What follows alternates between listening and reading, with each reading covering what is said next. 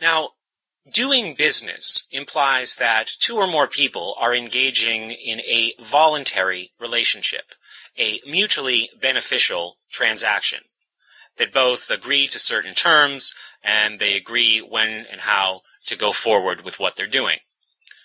Let's be very clear about this. What a rapist does is not dating, and what government does is not business.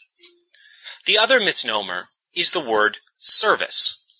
Like I said before, if I remodeled your kitchen with money that I stole out of your wallet, and you didn't want it done, didn't need it done, and didn't like the way I did it, that would not be a service. It would just be theft. Because I took money from you, money that you wanted to use for maybe something else. Maybe you wanted to give it to somebody else to do some other service that you really needed done. And I have no right, just because I did it with money that I stole from you, to call it a service or to claim that I served you. You can't force services on people. That doesn't make any sense.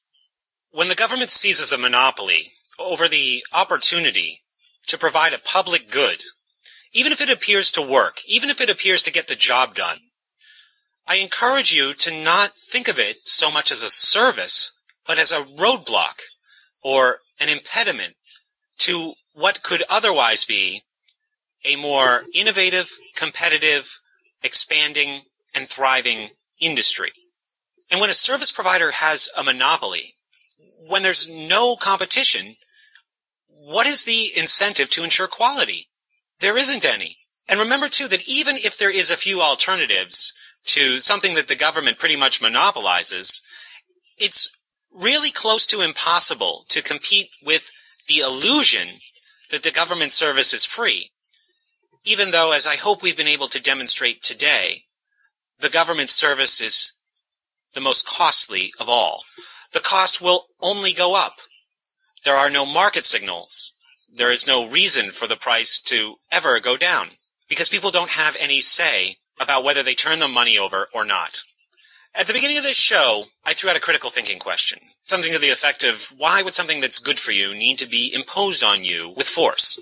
And after looking at the public education system in America through the lens of this fictional business plan, a business plan that would be completely reprehensible if an individual ever tried to execute it, I hope that question has been answered. Every day, all over the planet, people go out and voluntarily exchange money for things that are good for them. Groceries, toothpaste, clothing, automobiles, shoes, without being forced to do any of it. If something is good for you and you will benefit, that is a decision that you make, and no force is necessary. If public education really provided education, if it was effective and efficient, people would fund it voluntarily. They would send their children voluntarily. But today, both of those ends are achieved through the use of force. And when something is being forced on you and upon your children, that's a good indication that it's not good for either of you. So I hope that the illustration of this business plan has been helpful in illustrating how public school or government school sucks off the productive capacity of hardworking people. And this is only where the sucking begins, my friends. We barely even scratch the surface as of yet about what this system does to the minds of children. But we will. Thank you very much for listening, and take care. Well, at least I'm here, don't rule the pound the world, so I can't fuck everything else up. Well, at least I don't have all the power in the world, so I just can't fuck everything else up. Yeah, at least I don't have all the power in the world, so I just can't fuck everything else up.